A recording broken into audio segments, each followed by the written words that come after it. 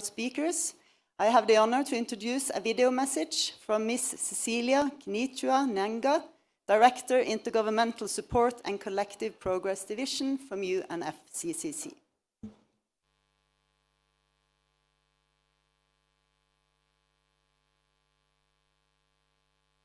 Good afternoon. High-level representatives from Norway, Rwanda, Japan, Ecuador, and others present.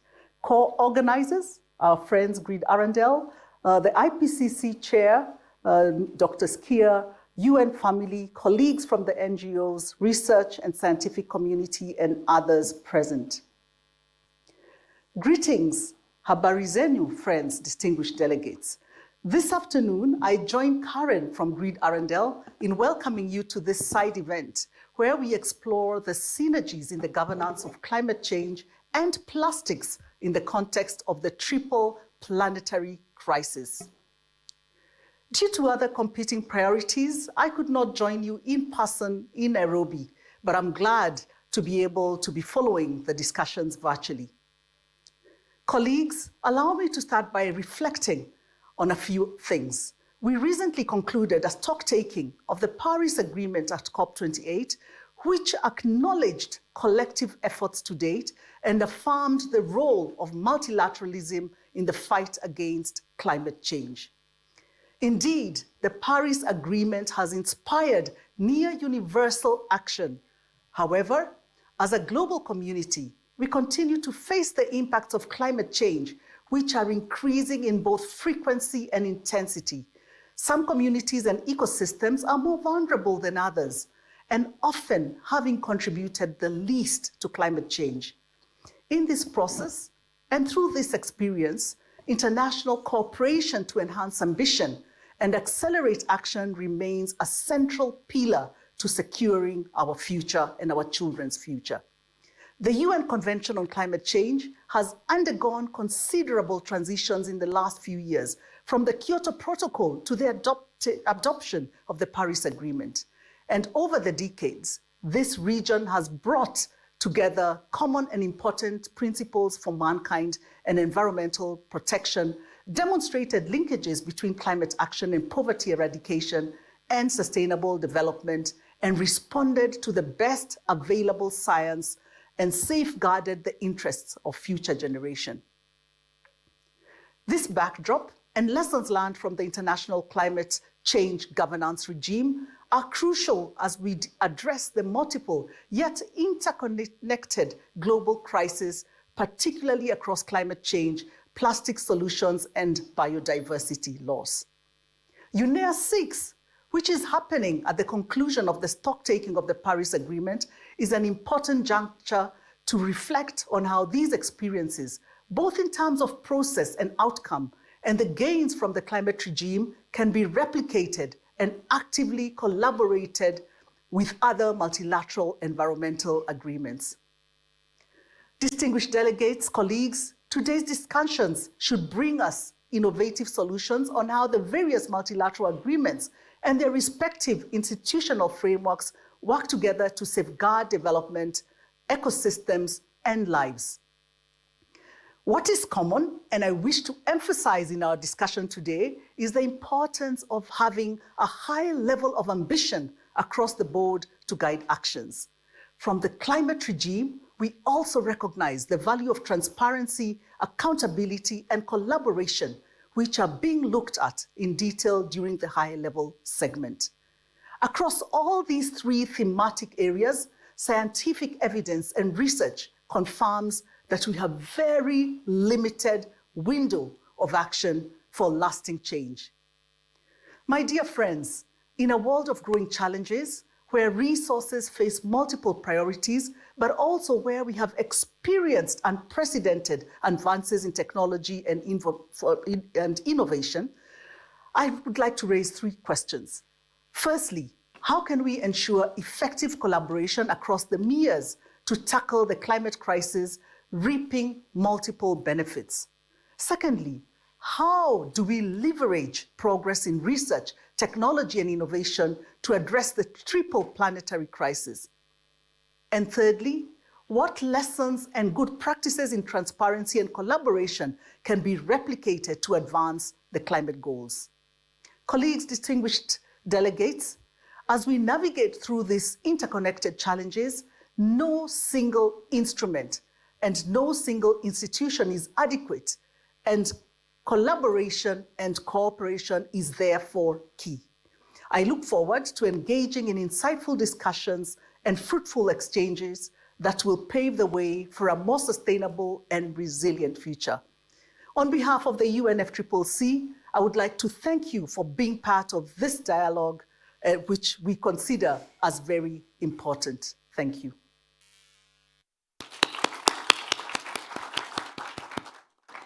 So thank you so much to our friend in UNFCCC.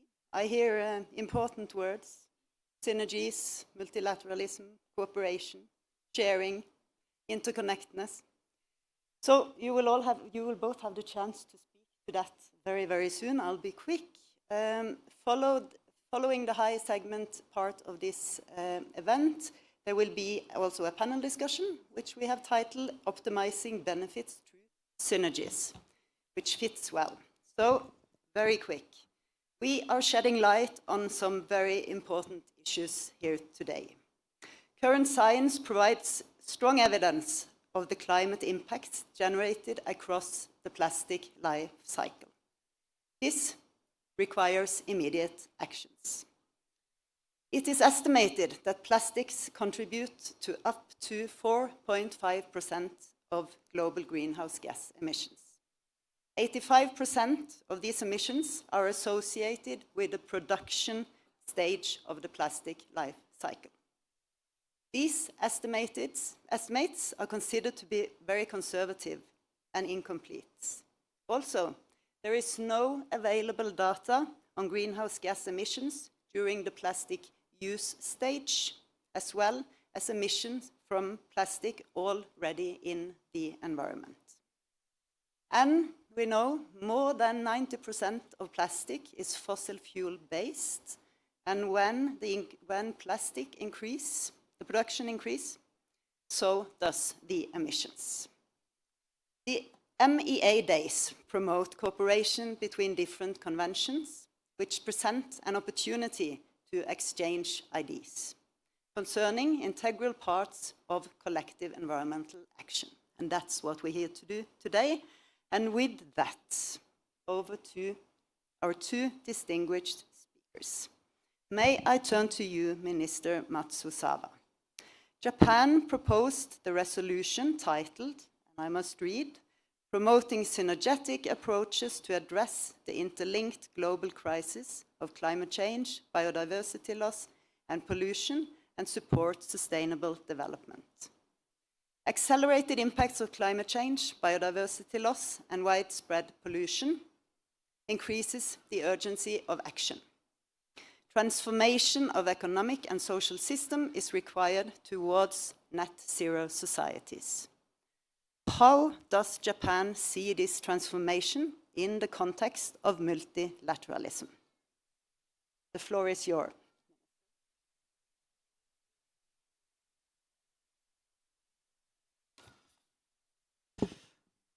Thank you. It is my great pleasure to deliver my remarks for this event. And this event actually reminds me of the first collaboration and cooperation between Japan and government of Norway to address the plastic pollution issues. In 2019, we actually have worked together to amend the Basel Convention protocol, and Norway took a lead to the proposal of amendment, and Japan co-sponsored Norway's proposal, and everything started at Basel Convention in 2019. And after that, UNEA 5.2 presidency, under the presidency of government of Norway again, and we adopted the UNEA resolution for addressing plastic pollution. So at that time, Japan and Rwanda and Peru proposed the resolution for addressing plastics. And under the presidency of Norway, we happily got the strong consensus, and we have the international negotiation committee now. And during this UNEA, Japan submitted a draft resolution on synergies for adoption a draft resolution on synergy for adoption at this UNEA, which is co-sponsored by Fiji, Canada, Chile, Switzerland, and again Norway. Through this resolution, we aim to first foster a common international understanding that synergy is essential, and second, collect good practices and create guidance for policymakers on how to realize synergies based on them. We hope to see this resolution promote measures to enhance synergy in each country and help us overcome the triple crisis and achieve the SDGs.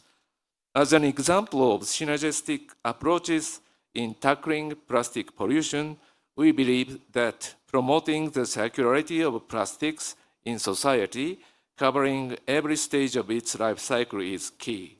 Also, changes need to be made on the demand side as well as on the supply side. If the behavior of people at the distribution and the consumption stage changes, for example, by awareness raising, the action on the production side will change accordingly, responding to the demand side need. Additionally, business can play a significant role through their value chains in advancing resource efficiency and circularity. And here, UNEA 6, we hear the very strong proposal from WBCSD in terms of Global Circularity Protocol, GCP, not CO2, but the circularity. These measures can and should also be effective to climate change and biodiversity issues. UNEA Resolution 5/14 reaffirms the importance of cooperation, coordination, and complementarity among relevant regional and international conventions and instruments, with due respect for their respective mandates. But this approach is so important to our way forward that we believe it deserves its own UNEA resolution rather than a preamble paragraph. The importance of addressing integrated solutions cannot be overemphasized, and it is not just a concept, but something we can actively implement. We can optimize, synthesize, and prevent trade-off of the measures by assessing their effects from multi-aspect with streamlined governance scheme with due respect for their respective mandates. The report by GRID provides excellent insights for developing such a governance system, and I applaud their hard work. I would like to conclude my remarks by wishing a constructive discussion that would lead us significant outcomes for collective action towards a more sustainable future. Thank you very much.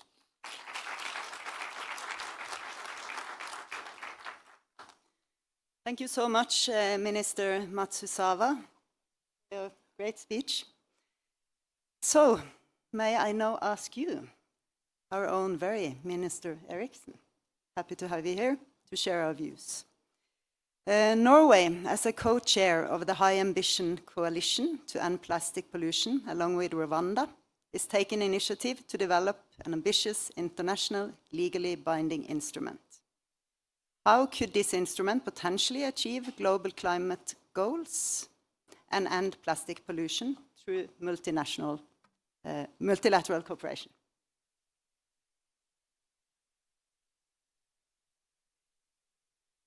Thank you so much. And first of all, let me thank His Excellency Mr. Yutuka Matsushava and also GRID-Arendal, both for your work and for organizing this important session. I mean, we have 3 planetary crises, and we've heard it many times this week already: climate change, biodiversity loss, and pollution. And they are inherently linked and mutually reinforcing. It's been good, I think, that we now see at this UNEA and other international events that cooperation between the multilateral environmental agreements are highly prioritized. We need that. The agreements are independent, but the mandates are also closely interlinked. Effective solutions require effective synergies for international cooperation and that we manage to share best practices. Let me make one example. Plastic is, for example, fundamentally linked to climate change. Plastics are largely derived from fossil fuels, and plastic production and waste management lead to greenhouse gas emissions. So to tackle climate change, we also need to tackle the question of plastics value chains, plastic pollution. In the words of UN Secretary General Guterres, plastics are fueling the climate crisis, and to meet the goal of 1.5 global temperature rise and beat plastic pollution, we need a plastic treaty that reduces plastic pollution. Newly, there was launched a Nordic report that shows that inaction on plastic pollution, carrying on like we carry on today, could increase greenhouse gas emissions by 63% by 2040 relative to 2019 levels. That would be mostly driven by significant growth in plastic production and the resulting waste generation. Greenhouse gas emissions from the plastic system are mainly driven by the production and conversion of virgin plastics. From the plastic systems, greenhouse gas emissions may account for 15% of the remaining carbon budget in 2050 if decisive action is not taken. And to say it mildly, that remaining carbon budget is going to be needed elsewhere. Report also underlines the urgency of the comprehensive globally binding rules in the upcoming international treaty on ending plastic pollution, and that we manage to chart a path towards ending plastic pollution by 2040, which really should be our 1.5 target when we work towards getting a plastic pollution treaty. Transitioning to more resource-efficient use of material, reuse, recycling, and limiting the use of single-use plastic is going to be important. It can reduce demand for virgin plastics production by 30% and curb the estimated increase in greenhouse gas emissions to 2019 levels. However, this is not going to be enough. Over time, we need to do more to fully end all aspects of plastic pollution and align the plastic system with the Paris Climate Agreement, including by reducing primary plastic production and associated greenhouse gas emissions. One of the most difficult things regarding plastic pollutions is that we lack a structure to actually tackle it. I mean, the Paris Agreement, it is not perfect, but it has taken us far since it came into place in 2015. The Kunming-Montreal Biodiversity Framework is now being implemented. It has an effect on nature and biodiversity. It's going to change the path going forward. We need the same kind of structure to tackle plastic pollution. That structure needs at least 3 things. First, we need to avoid plastics where it's possible, especially regarding single use. We utilize a resource that is meant to last for 500 years for one-time use. That's very strange and should obviously be avoided. Second, where it's not possible to avoid plastic use, we need to move towards smarter utilization. Okay, sometimes you have to utilize plastic products, but then go from single to multi-use systems instead. And finally, we need to improve where it's necessary. We are not going to get rid of all plastic waste, but we need to manage it in a sustainable manner. We have 9 months left to negotiate and conclude a historic new global agreement to end plastic pollution. This is a narrow window of opportunity to develop an effective plastics treaty. If we do not meet this deadline, the window may close rapidly. I hope we have all of you on board on the important work going forward. We can do this year, and I look forward to concluding a plastic pollution treaty. Thank you.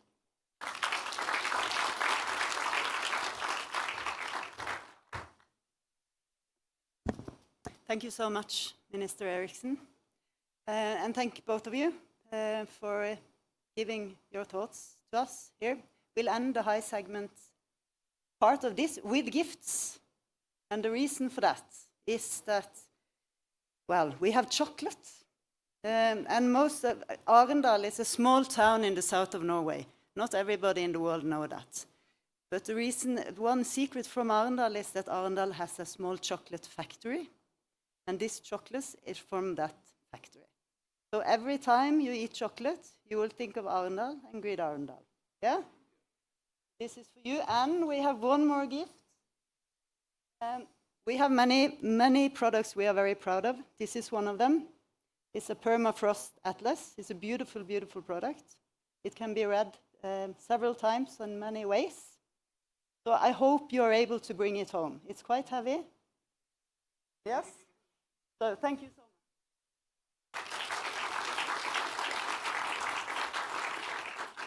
Okay, so then we reshuffle a little bit. We will still have the panelists up on stage and the ministers, please have a seat. So a few minutes, then we are back. Well, we are already here.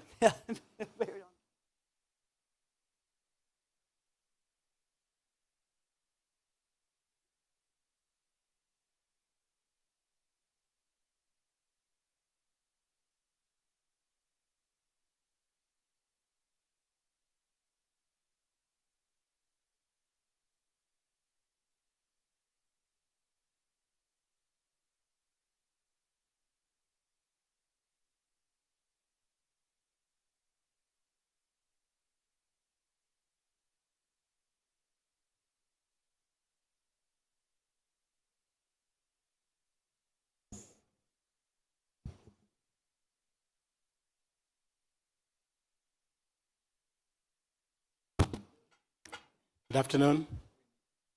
Good afternoon.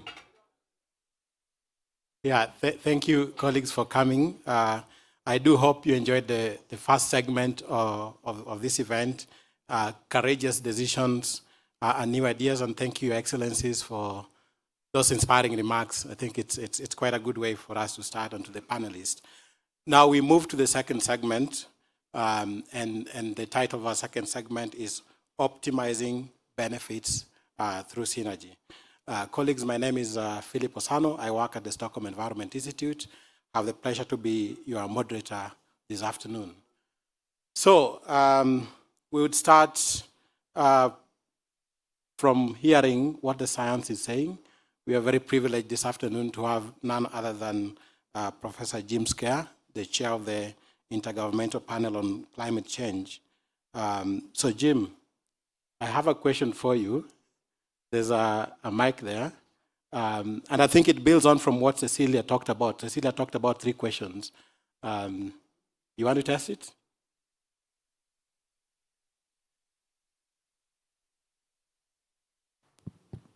Yeah, okay, good. So one of it was actually really the science. So what role can the science policy interface play in facilitating transparency and accountability of plastic-related emissions?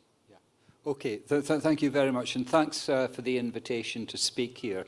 I've spent the last few days presenting at side events, and also engaging with other environmental agreements other than climate change, and also with other assessment processes. And it really has been quite illuminating, and I think this adds to this. Maybe I can approach this by just explaining how we dealt with plastics in the 6th assessment cycle, a bit about our plans for the 7th cycle, and then maybe some very short personal observations on where we are on this. So in the last cycle, plastics was treated in the Working Group 3 report on mitigation, and it fell into 2 different chapters there. There was 2 different treatments. One was in the industry chapter, which you might expect in the context of chemicals, but there was also a treatment under a new chapter for IPCC on demand, services, and social aspects of mitigation, which was taking a much more systemic approach. But maybe if I can take the standard approach initially. I mean, in the industry chapter, we had one section on sectoral approaches to mitigation in industry, and we singled out 3 particular sectors that were of particular importance, and these were steel, cement, and chemicals. And very obviously, plastics fell within the chemicals chapter. And it's worthwhile saying that we did actually develop a very specific box on plastics and climate change in the report. It was quite a short one, but it was explicitly pulled out.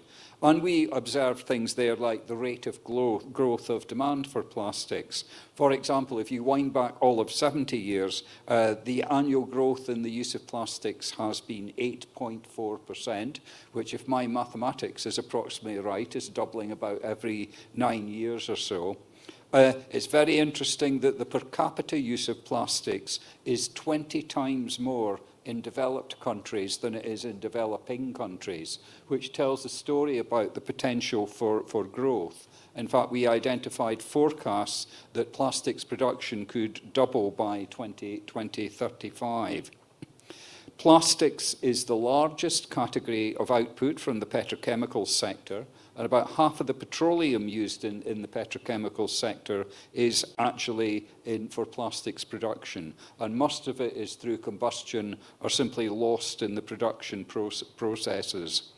And we mustn't forget that another source of emissions is the incineration of plastic waste further down in the life cycle.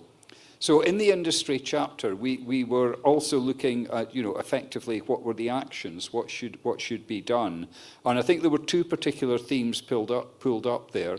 One was the question of recycling. And we noted there many of the barriers to recycling, which includes inadequate collection systems, sorting capacity, and also issues right in the design of products that makes plastic much more difficult to recycle. And the final theme that was mentioned there was the question of changing feedstocks, with much more emphasis on biomass rather than a fossil fuel process. No, but it's worthwhile saying that in our industry chapter, only 1/3 of it was on sectors, 2/3 of it was on cross-cutting issues, many of which were relevant to plastics, including questions of material efficiency, material choice in products, circular economy, and waste. And if I would note, I've had a number of very interesting discussions with Janusz Potocznik, who is chair of the International Resources Panel while we're here, where we recognised the ability to get collaboration between IPCC and the International Resources Panel, which could help to identify the mitigation benefits in terms of climate change in terms of recycling and better life cycle approaches. Now, I might mention we had this novel chapter on demand services and social aspects of mitigation, and it was a novelty for IPCC to talk about behavioural things and what people do rather than all about technologies. But I would suggest this is really, really important. And what we did there was we looked at how human needs for basic services like nutrition, shelter, mobility, and fourthly and importantly, manufactured products could actually be delivered in a more efficient way in terms of greenhouse gas emissions. And there was a specific identification that we could reduce the greenhouse gas emissions associated with manufactured products through longer-lived products, green procurement, design principles, recycling, repurposing and reuse, and material efficiency in products and services. So we identified all of these. Now, plastics was there, but as part of a list that contained other materials as well. Now, if I can maybe move on to where we're going in the 7th cycle, and just to say, when I was making my case to be IPCC chair, I did emphasize the importance of interconnection with other assessments and other approaches. But just to say, we are planning at the moment, there will be only one special report from IPCC in the next cycle, and it will be a special report on cities and climate change, where it is quite easy to imagine that issues around waste management and recycling would touch on the issue of plastics. Besides that, we will indeed have the 3 traditional working group reports and and the synthesis report. Worthwhile saying, we don't know how we will approach plastics within these is a don't know, because it depends on the scoping meeting that we would hope to hold early next year. Now, just my final, just a couple of personal thoughts on this. I do think this is an area that calls out for systems level thinking to move forward. And it may be necessary to think about plastics for IPCC in the context of demand for other materials and cross-cutting topics like product design and the circular economy. And perhaps just one other thought that I might put in. I've heard it in a number of places in meetings here, the importance of personal responsibility. Now, this did come up in our chapter on demand services and social aspects of mitigation. But just to emphasize, personal responsibility is important, but it is really important for policymakers and stakeholders, especially from industry, to set the context in which people can actually exercise their personal responsibility. We will not get waste recycling unless the infrastructure is in place to allow people to do it, unless products are designed in such a way that people can exercise their choices. So let's not put it all on the citizen. Citizens have a role to play, but so do policymakers and so do the private sector.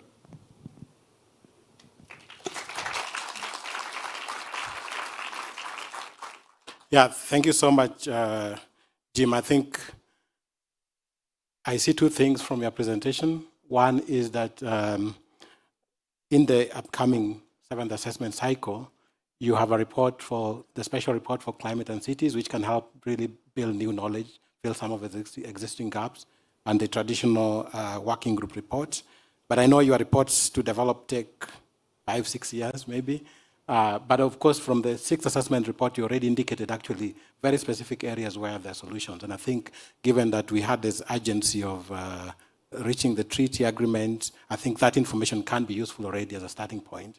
And I think that takes me naturally, of course, to the next presenter, Karen Raubenheimer, who is from the University of Wollongong, who is going to just share findings from a report that she has been leading on climate impacts of plastics. So Karen, I don't know whether you have slides. Yeah, okay.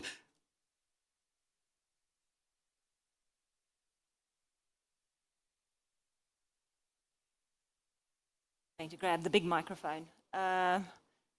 So sorry to the panelists who perhaps can't see the diagrams. You might have to read the report to see them. For those of you who might be inspired by the presentation and want to read the report, there are also some business cards there, right next to the chocolates, so don't steal the chocolates. So as mentioned, I'm going to give you some of the key findings of our report, which was published yesterday, so you can download that now. What we did was try to synthesize some of the research that's out there specific to climate change and plastics. What we found across the life cycle of plastics is that the sourcing of raw materials contributes to about 9% of greenhouse gas emissions. The production phase is the biggest contributor at about 85%. There's very little information on the use phase at this stage. Waste management is about 6%, but here it's important to note that this does not include unregulated disposal. It also does not include open burning, so we don't have much information about that at the moment. And then when we get to plastic pollution that's in the environment, we're only cleaning up less than 4% of our annual leakage rate here. So we're starting to understand that there's feedback loops from this plastic in the environment, so it's becoming more and more important to clean up that as well. So go to the next slide. What we also really tried to do with this report now was to differentiate here between the emissions that are directly attributable to plastics and those that are what we're calling the indirect emissions. So if we're looking at the sort of more upstream, the sourcing of raw materials and the production, that's about 94% combined of the emissions across the plastics life cycle. Of that 94%, we found that 41% is directly attributable to plastics. Having trouble with that word today. And the rest, 59% of that is indirect. So that comes from mostly about a third of that is from electricity generation. There's transport in there. 10% is fossil fuel extraction. And then there's also other operational activities that contribute to this. The reason we really tried to separate that out was to see what would fall under the mandate of the plastics instrument versus what would fall under the mandate of the UNFCCC or the Paris Agreement. So the objective of this report really is to try and strengthen the climate outcomes that are possible through the plastics instrument. So this is partly why we separated this out. When it comes to the waste portion, I think Rolf's going to talk a little bit more about that under the Basel Convention afterwards. So getting to what we felt was possible under the plastics instrument on the right-hand side, if we look at the production phase, the biggest contribution this plastics agreement can make is to reduce production of primary polymers. And obviously this is going to be achieved through reducing use and demand of primary polymers, and there's a number of measures there that can help contribute to that. One is increasing our use of secondary plastics. The other is phasing out problematic, unnecessary and avoidable plastics, but also promoting the use of low-carbon, non-plastic substitutes. And for this, and it goes across the board, this needs very strong and comprehensive life cycle assessments so that we are sure that we are getting a net benefit that we want with these replacements. And then, as Jim mentioned about design, a key element right the way through this agreement is the design criteria. And here we felt that design could really start promoting those low-carbon feedstocks that were mentioned, using polymers with a low net energy requirement across the full life cycle, particularly in the production stage. And there we found that some polymers have higher heat requirements, some may vary on their emissions due to the additives and catalysts that are in there. So we need some more research in that into how can we use polymers that are less polluting in that sense. The design criteria could also promote the use of polymers that are more suitable for reuse and refill systems. Not all of them are good for that. And also more suitable for mechanical recycling because that does tend to release less greenhouse gas emissions than some of the other waste processes. Also reducing the release of microplastics through the design criteria so that we don't get those feedback loops. Very difficult to contain microplastics and to clean them from the environment. So design really is a key element all the way through here, firstly in helping us to reduce our need for primary plastic polymers, but also in the waste phase. When it comes to the use stage, we felt the strongest thing that the agreement could do there was to try and promote the business models and scale them for reuse and refill. And I guess here it's important that we try and avoid introducing new transport systems which could just bring more, increase the greenhouse gases from this process. So there's things like reverse logistics and backloading that we could use while we transition to clean and renewable energy in the transport system. And here the IMO is working in the shipping industry to try and help reduce greenhouse gas emissions there. Looking at the waste management stage, obviously limiting open burning and other forms of mismanagement. And here again, there's a number of measures that could contribute to that, such as the design of the products that should be aiming to reduce waste generation in the first place and putting or helping to put a value on plastic so that it is collected and not leaked into the environment, etc., or reducing the need for open burning. And then obviously the criteria, there's option here to create criteria or guidelines for waste facilities to help countries to decide which type are going to be less emitting. And there are big differences in those different types of waste facilities. I think Rolf hopefully is going to talk a little bit about that, I'm not sure. And then for those plastics that are already in the environment, obviously remediation of the environment and landfill is important, so the plastics instrument can definitely help promote that. On the left-hand side, under the UNFCCC and the Paris Agreement, this really is where the greatest potential is to reduce greenhouse gas emissions across the plastics life cycle. And this is particularly true for the energy needed for heat and transport. So there's obviously big efforts under the UNFCCC and the Paris Agreement, which the Plastics Agreement can help promote. But then under both instruments, I think there's room there for collaboration on research, innovation, and low-carbon technology development, really to try and help us expedite that greenhouse gas emission reduction strategies, but also to remove some of the uncertainties related to some of the technologies. I think there's still a lot of confusion about which are the best ones to use. Is carbon capture a good option? Is chemical recycling good? And there's lots of elements within chemical recycling that we don't all understand. So I think we need a lot more clarity around that. We've mentioned transparency and accountability already. If we develop a framework under the plastics instrument to help track climate-related measures, this could help with the disaggregation and reporting of plastics greenhouse gas emissions under the UNFCCC as well in the Paris Agreement. There's also room there for collaborating on sustainable financing and trying to shift investment away from the fossil-based and emission-intensive petrochemical production. And then I guess across the board, there's options there for trade. We know trade is there across all elements of the life cycle. So supporting trade-related measures, firstly within the plastics instrument, but there's also a lot of work happening under the WTO dialogues on plastic pollution and environmentally sustainable plastics trade, where they're looking at how they can shift the dial with trade to help deliver on greenhouse gas emission targets. So just to end off, there's a summary slide here that just shows you really on the left, we've got opportunities under the plastics instrument to really strengthen the climate outcomes for plastics.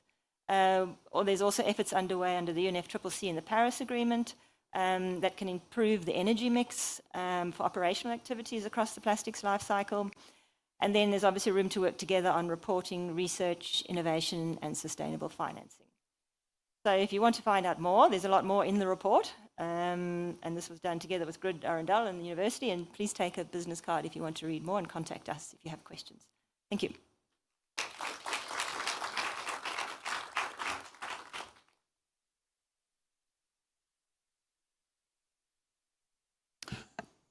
Yeah, thank you so much. I like that summary, Karen. You know, 3 things: what's the climate, the plastic side, and the nexus. So, ladies and gentlemen, I think this is really a good scene setting, because if you realize, basically, Karen's presentation and Jim's input initially was about the science and the evidence and then the existing knowledge that then catalyze action. But then the question then is, how do we move and take that knowledge to action? And that now directly takes me to my other set of panelists. And we are privileged, of course, to have people speaking from the mayor's perspective, multilateral environment agreement secretariat, as well as from country perspective. I would start with Mr. Annette Mona, who is the manager for collective progress unit within the UNFCCC. And that will be a virtual presentation. Is that right? Yeah. Okay. Thank you. So over to you.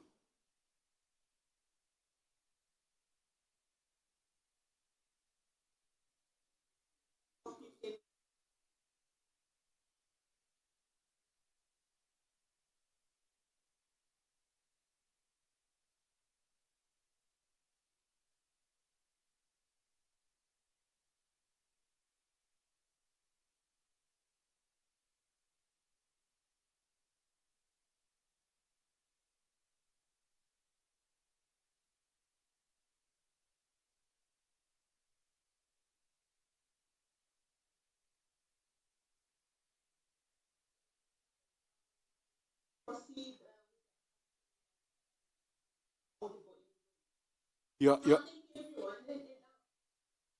go ahead. You are audible in the room. Yeah.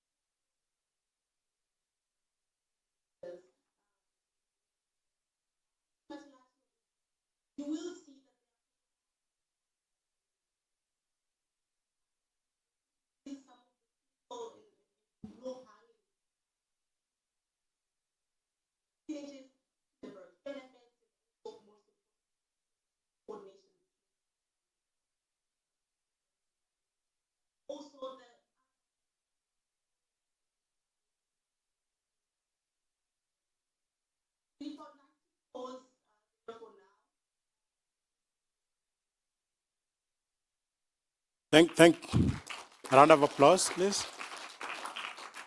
Yeah, thank you so much, Annette. Unfortunately, I think the points during your presentation where we had break, so we couldn't follow through. But I'm hoping, of course, you'll be able to be kind enough to share your notes, because I think speaking from the point of view of UNFCCC and what you can offer to other mayor secretariats would be very relevant for us to share that with them. I hope you're still online, but I picked really 4 points, which is the international cooperation with a lot of richness into what opportunities exist there, including trade and transboundary movement of plastics. I picked the ambition issues, collaboration and transparency, which speaks, of course, to what Cecilia also told us in a keynote address. So I'll move over to our second mayor secretariat, popularly known as BRS, the Basel, Rotterdam and Stockholm Convention. And we are really privileged to have Ralph Pyatt, the executive secretary.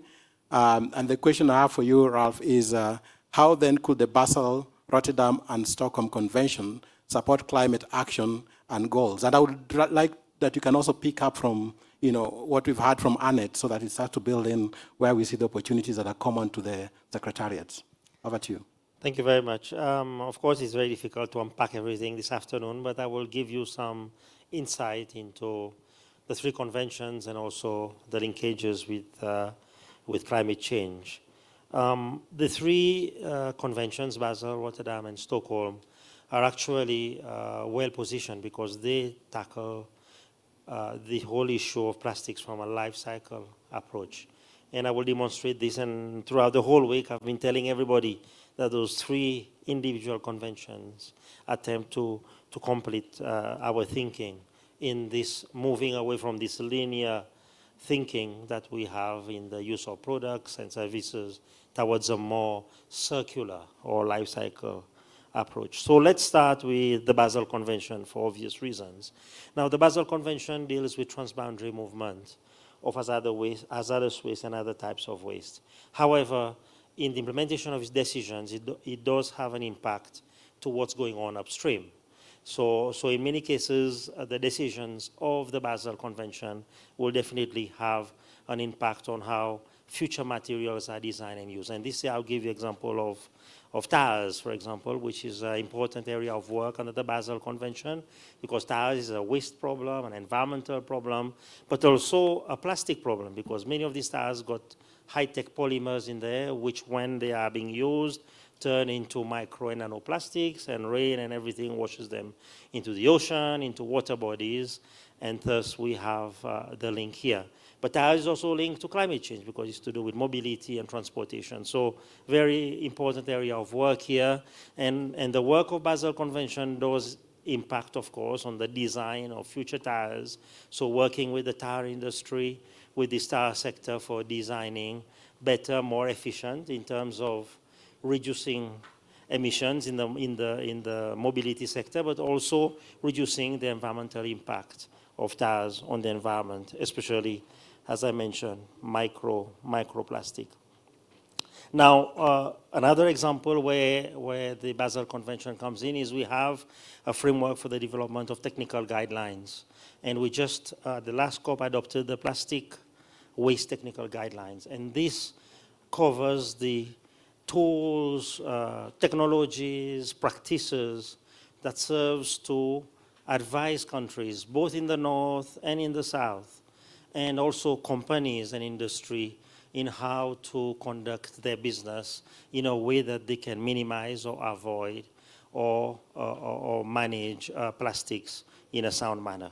Now, the three pillars of the Basel Convention, and this is a nice segue to this, and I think it's been mentioned before, is minimization.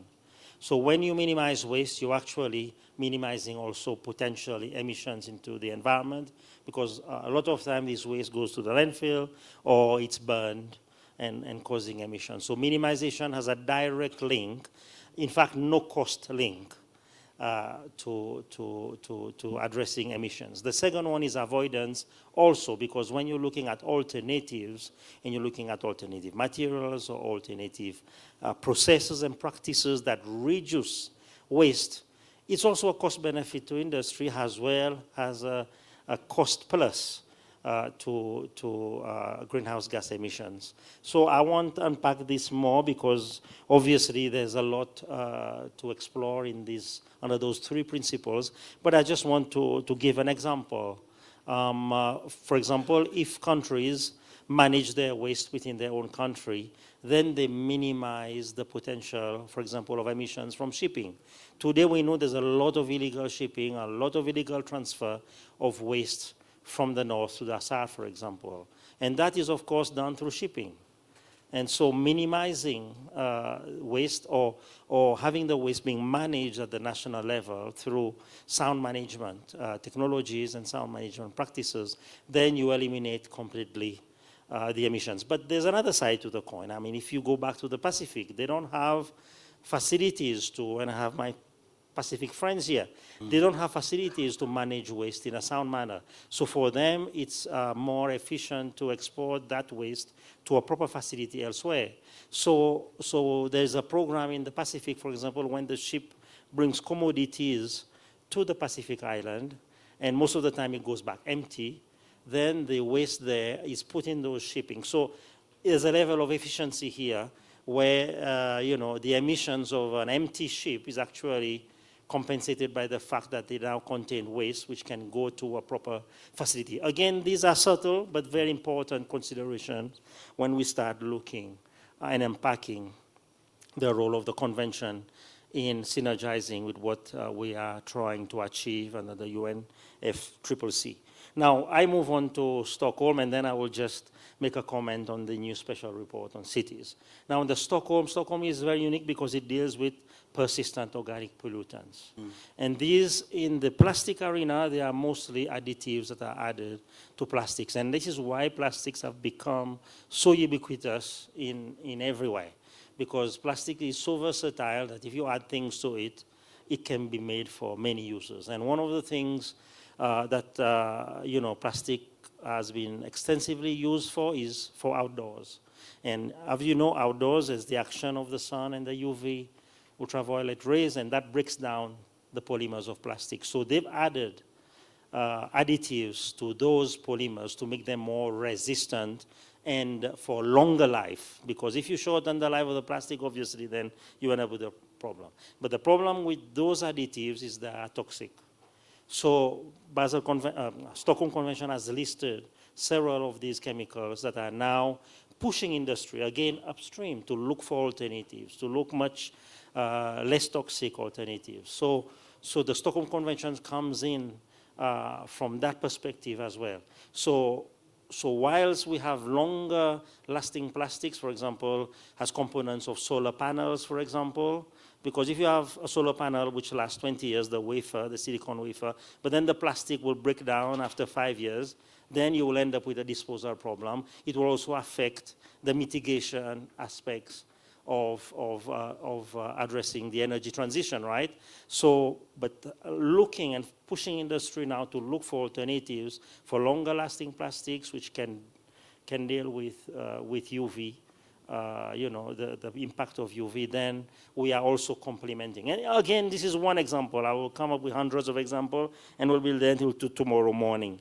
Now, the other aspect that we also look at is, again, I'm emphasizing this life cycle because a lot of people focus on the landfill or the waste aspect of it. And indeed, there was a recent report in The Guardian, I think, or several journals, where this organization picked up, using satellite imagery, emissions from landfills. And in fact, they found a couple of landfills in the north, but most were in the south, which we call mega landfills. These are landfills you probably need a car to drive around. I mean, it's so big. It's probably bigger than my country. And higher than my country in terms of height. There are mountains of landfills. People live on there. People get a livelihood on there. And there's a community on those landfills. But of course, they are emanating toxic fumes because there's open fires there. But also they are contributing to greenhouse gas emissions. And as I mentioned this morning, at least 30% greenhouse gas emissions coming from landfills. But that we know. But let's take a step and move on to the special report on the cities. And here I'm asking the chair and also the director, who is here, a very good friend. I mean, we don't have yet a panel in the chemistry space. So unfortunately, the conventions will be your next close best friend in supporting you in that process. And I just wanted to highlight maybe 5 areas where we feel there will be these linkages. The first one is on mobility, and that is very clear. And here I'm not talking about electric cars, but also I'm talking the little scooters we run around with, right? And the electric bicycles. Now, the battery life on those don't last very long. And soon we're going to see scraps and scraps of them. Or when they become ineffective, they'll be sold on the second-hand market. And that creates, it negates the potential of addressing, emissions from mobility in cities. And I think it's an area we need to look at. And most of these batteries, for safety reasons, they're encased in plastic, and even more so with recent fires, they will be coated and additives will be added to them, such as flame retardants, to ensure that when there's an accident, those batteries don't explode or things happening. So I'm just giving some insight there. So mobility is important, of course, electric cars, but also all the other small mobility equipment that we see popping up. Second one, I've mentioned in the case of tires, and that's micro and nanoplastics. But also in cities, we have washing machines running throughout the day. I mean, we're talking of cities with millions of people here. And they're running washing machines, they're washing their clothes. And one of the biggest sources of microplastics and nanoplastics is coming from those washing machines. How do we design cities with skyscrapers and central washing systems and whatever to be able to filter out those microplastics and nanoplastics is something that we need to reflect on. And of course, there's other sources of nano and microplastic in cosmetics, shampoos, and whatnot, but we will get to that at a later stage. Then, of course, the obvious one is waste, how we deal with waste in cities, including the emissions. And finally, something maybe that is not on your radar is construction materials. Now, many of these buildings have to be energy efficient. And for them to be energy efficient is insulation. And insulation, ladies and gentlemen, is plastic. We don't call it plastic, of course, in the industry, but they are polymers. And these polymers, we also add additives to them, fire retardants, increasing their heat retention. And this applies to both winter cities where we need to keep the cold out, but also in tropical cities where we need to keep the heat out, in reducing the amount of energy intensification for heating and air conditioning. So again, I've tried to unpack some of those links that we have between our 3 conventions and the climate work, and of course the special report that you will do very soon on cities. And I can see you've been taking copious notes. Thank you, sir. Thank you very much. Thank you so much. A round of applause. Jim, you have an assignment now. I think it's good you're coming up with, there's a demand, I think, for your, for the knowledge generated. I was actually just going to ask you, how do you get evidence on science in the BRS community of conventions? Yes. I think, yeah. Yes, yes, a quick, yes, I forgot to mention, like under the Stockholm Convention, we have what we call the POPROC, which is the Persistent Organic Pollutants Review Committee. Yeah. And that's our scientific committee. So the conventions have their own little science panel, so to speak, where they do risk assessment, they look at different elements. And in the Stockholm Convention, they also look at economic aspects of listing of different chemicals. Under the Basel Convention, the work is more like an open-ended working group work, and then we have expert group meetings where we bring experts in different fields. For example, from the tire industry, from the electronic waste industry, polymer industry, plastic. So it's really, very flexible and very vast in gathering the science and the expertise. And in Rotterdam, we have the Chemicals Review Committee. So for lack of a global science panel, these MEAs have built-in science policy bodies which direct its work. Thank you. Yeah, thank you so much. I think Jim talked about conversation with IRP. Maybe we need to loop in, this expert group. So let me move on to country. That's where the action happens, where the rubber meets the road. Juliet, there were a number of things from Karen's presentation. I think there was issues about finance. I think from Heather, and sorry, Heather actually didn't realize that you are standing in for Annette, so my apologies for that. But I think Heather talked about even having the national focal points being in different ministries and sectors, so kind of a barriers towards, at the national level, that collaboration. So what we would like to hear from you, from your perspectives, what would be the core benefit of the international legal binding instrument on plastics, from where you see it in Rwanda? Thank you so much, and thanks, colleagues, for joining us for this discussion. It's a pressing one, understanding the climate impact of plastic pollution. When we were preparing, I didn't have the visual that Karen presented, and I think that was really, really helpful.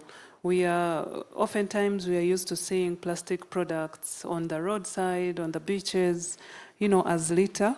But it's interesting to see what science has to offer for us, what the production of these products mean in terms of carbon emission. It's a huge one. The footprint is big. I think we cannot take back all the information that we have seen.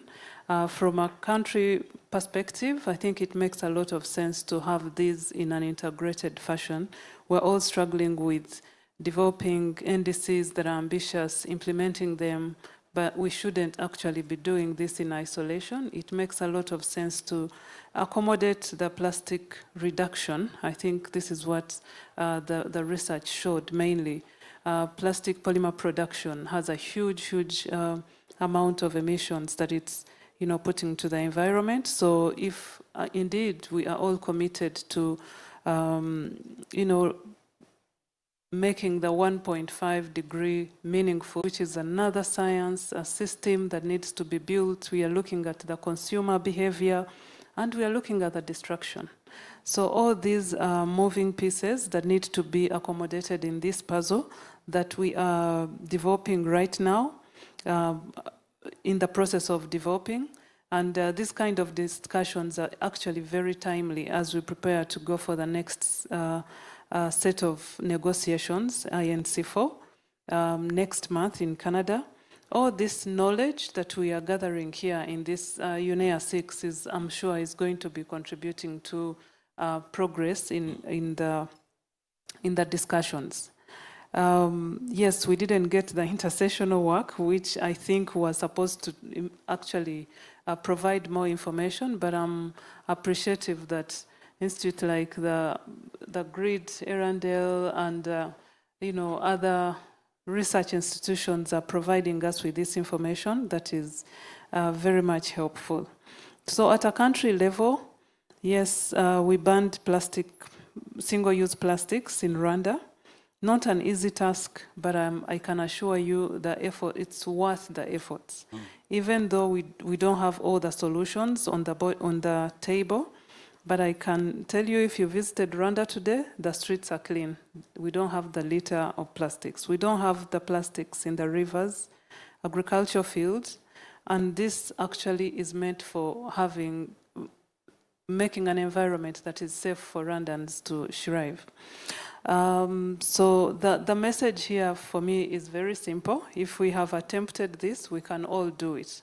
And how much easier will it be for us when we have an ambitious treaty with all these, the means of implementation clearly understood, the scientific panel available to share resources, to share information for the parties to take action, and commitment, most importantly, commitment to the parties to be able to, respond to the targets of the treaty. So I encourage us all not to wait for this treaty to come into force, to start now, to start, immediately, because the national level or the domestic policy, they have their own space in providing a solution. And yes, we are looking for a global target, for a global decision, but domestically we can do a whole lot more. You can start now, small steps lead to big changes, and this spirit of working together with all the mayors is fantastic, because the idea of implementing mayors in isolation, I think, doesn't help us on a national level.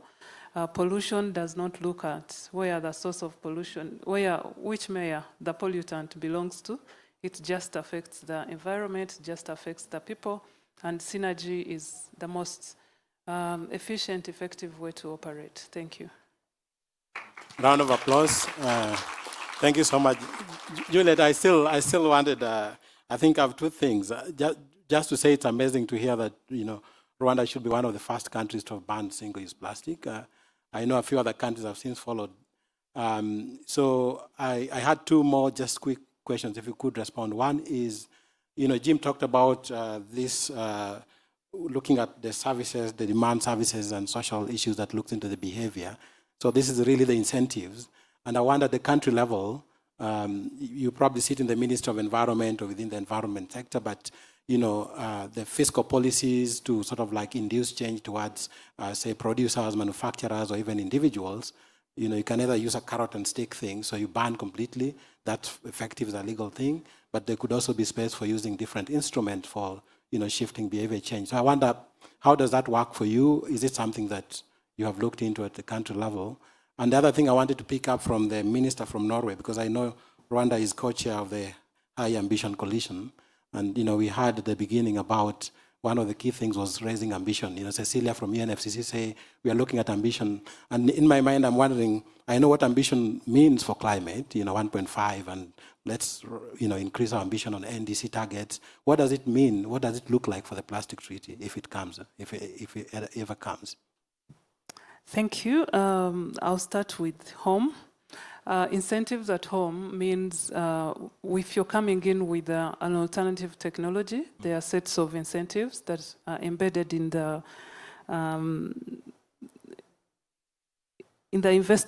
new investment policy code, but we have a standalone fund, Rwanda Green Fund, and this was put in place to support such initiatives. If you're coming in with an alternative packaging, not petrochemical-based packaging, then you have incentives there in terms of initial capital that you might be requiring. And this down to us, the consumers, because then the products are going to be more affordable than if the investor just had to foot the, no urge for people to shift. So both work hand in hand, and yeah, it's making a difference. Ambition on the new treaty, it's work in progress. Yes, maybe Norway has a response, I don't know, but we are still, this is work in progress for all of us. Yeah, okay. But for the High Ambition Coalition, ambition means we tackle the pollution from where it starts from. We are not tackling the pollution from the downstream. Yeah, okay. We have to look at it from where it starts and then across the life cycle of the products. Thank you. Yeah, so that's dealing with, I think, 85%. Was it 85% that Karen talked about? No, that's great. Thank you so much, Juliet. So I think I move over to our next speaker, panelist, Walter Schultz, who is Ecuador's climate change chief negotiator in the permanent mission of Ecuador to the United Nations. So when Heather talked, she said the highest level of commitment of countries is the multilateral environmental agreements, and you negotiate. So we would like to hear from you, from your perspective, what cooperation is conceivable between mayors for effective action to stem climate change and plastic pollution. And perhaps we can build on what we've heard from UNFCCC Secretariat and the BRS Secretariat. Absolutely. Thank you. Thank you very much. First of all, let me thank UNFCCC, GRID-Arendal, and other organizers for the kind invitation. After listening from all the knowledge and signed evidence, particularly IPCC chair, BR secretary, and GRID-Arendal report from Karen, I think it is clear the interlinkages between climate change and plastic pollution. Both of them have been, widely recognized, and I think for every citizen in the world can recognize their impacts. However, the nexus between the two threats is not really recognized yet, not only for any citizen, but also for even the communities, the negotiators that are in each of the different architectures or that participate in. And that's already a first task as we all have, to make those reports, that science available to everyone, but also very, very widely to the negotiators, because they work on the streams, they come from different institutions, they come from different ministries, even though they may have the interinstitutional coordination systems, not necessarily for that combination or that nexus yet. So that, again, avoids me to present the data about that sustain that nexus, but in terms of the entry points that we may use to enhance that cooperation between the different MEAs, and particularly those that have been mentioned right now, UNFCCC and the future LBI on plastic pollution. We have several entry points. One of those have been mentioned, indeed, the NDCs. Unfortunately, a very small portion of NDCs include some climate action related to plastics. However, we do have the mandate for economy-wide absolute emission targets, reduction targets, which already will provide an opportunity for planning and of these type of actions, including reductions from plastic-related and plastic emission-related sectors. Those of them I mentioned, the mandate to develop long-term low-emission development strategies as well provides another opportunity. Transparency, which is also highlighted in Karen's GRID-Arendal report, which is key indeed for that combined action. We do have upcoming, until the end of this year, the mandate to present the BTRs, the biannual transparency reports by the end of this year.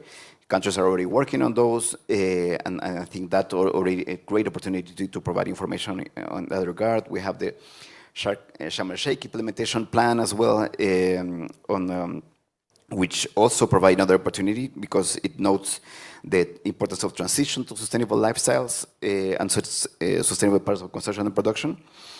The GST has been mentioned, adopted in the last COP in 28, which has different calls that also could be used as hooks, entry points, opportunities for that enhancement of the work between the different architecture or different MEAs. One is indeed the call to transition away from fossil fuels in energy system in a just, orderly, and equitable manner. The call for increased energy efficiency, the call for phasing out fossil fuel subsidies, then, of course, with the rest of the sentence, which is that do not address energy poverty or just transition as soon as possible, which also, in our view, provides that comprehensive analysis of those subsidies, because it has to take into account indeed the social economic impact. So I'm very grateful that IPCC is also entering into that, more multidisciplinary, not only scientific but also in terms of behavioral aspects of emissions influence, I would say, then those are the opportunities that we see. Now the challenges that we have from the negotiator or a country perspective is that there are so many different architectures in terms of, even in the BRS, as Ralph mentioned, there are instruments, conventions on the BRS that have science policy interface provision or mechanism in a structured manner, others than don't. IPCC has, IPCC, we have IPBS, but there are a number of other MEAs that don't have. Same goes for finance, which is a key component of this that is needed, not only for the capacity building in terms of and support for data collection, but also in terms of implementation of the commitments that we already exist and that will be reflected in the future treaty, if we talk about the plastic treaty. Then we have, again, different funds, so diverse, only 8 under the UNFCCC architecture, not to speak to lack of financial mechanisms in others. So at some point, that's a challenge, but if I can be idealistic, we will need a sort of harmonization between those. Harmonization in terms of the cycles of reporting, the cycles of assessments or review of the instruments themselves as well. We could think about a super COP that brings together the different negotiators, but institutions and actions from the different aspects of under the different mandates of the different instruments to at least give. I'm not saying this for every year, but I'm saying that we could think about in the future a super COP that brings together them to provide that guidance that is needed. And finally, the same for the scientific policy science interface.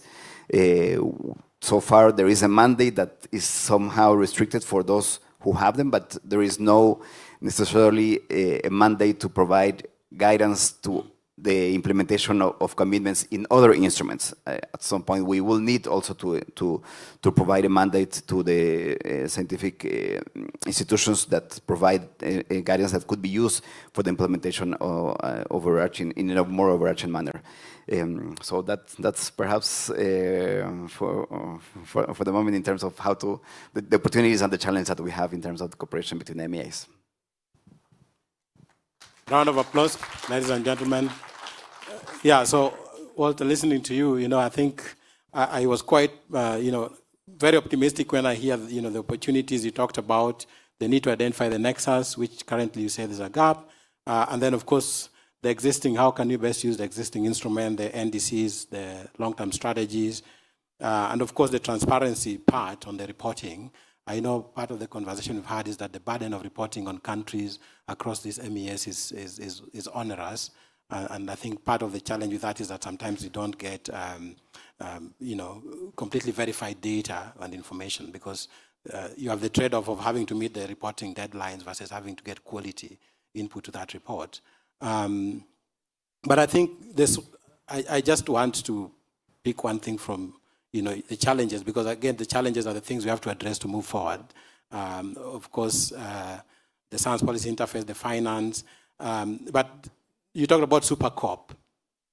Super COP. I don't know what, in your mind, what could this be? And I think one of the things that you probably didn't mention, and none of the colleagues mentioned, is also that, you know, we have the mayors and we have the environment, but we also have the SDGs, which I think for countries are very important, sort of like global normative guidance around where they want to go. And we know those are targets to 2030. So, of course, people want to think about what happens next. And I know within the UN, we have the Summit for the Future. Would that be your Super COP, or do you have something else that you could envision and propose? Thank you very much. I knew it was going to be a little bit provocative with that idea, but no, it's the fact that, for instance, we have not a follow-up, let's say, for Rio conference 92 that we had at some point, Rio plus 20, Rio plus 10, Rio plus 20, and we haven't had a follow-up that brings together at least that, again, overarching mandate, follow-up, guidance. Even though we recognize the interlinkages, that multiple planetary crises, not only the three, but of course more recognize those three, have between them and the impacts. UNEA has become a little bit like the house for that exercise.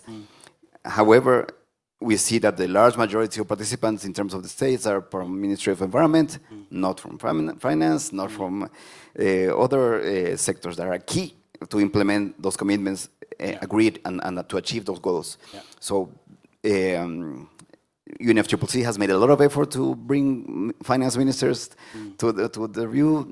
The health community has a little bit growing their presence here and there, but not necessarily, not yet even in the plastic treaty negotiations. I don't see any delegate from the health ministries, and they should be, and I hope they can get involved in the stage of the negotiations of the INCs. In the last UNFCCC, in the CCC COP, we organized over 2, I think, events on the nexus, one organized by Ecuador on the nexus between climate change and plastic pollution. But again, side event. So we don't have a space for that, bringing together all that, and that's why I was suggesting this idealistic proposal of the Super COP. Yeah, thank you. I think it's good to be ambitious, and we see how to bring this dream into reality. Unfortunately, ladies and gentlemen, the time does not allow us to continue. We have to come to a stop. So I hope, like me, you have benefited from this rich discussion from our distinguished panelists. And just to remind you that, of course, we were talking about synergies in the governance of climate change and plastics in the context of the triple planetary crisis. You realize we designed our event into 2 segments. A high-level segment which looked at courageous decision and new ideas. We benefited, of course, from the rich input of Japan, represented by the Vice Minister for Environmental Affairs, and, of course, the Minister for Environment and Climate from Norway. Followed by a rich discussion, panel discussion, 2 scientific and evidence input from Jim and Karen. And of course, then we had 2 sets of what I would call respondents, Ecuador and Rwanda. And of course, from the convention secretariats, the BRS convention and HITHA for UNFCCC convention.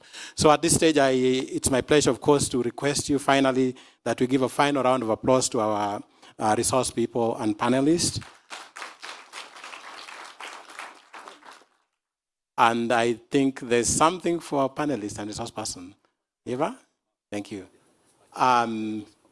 Otherwise, it's been my pleasure, of course, to host you, and wishing you all the best for the remaining part of UNEA. Thank you.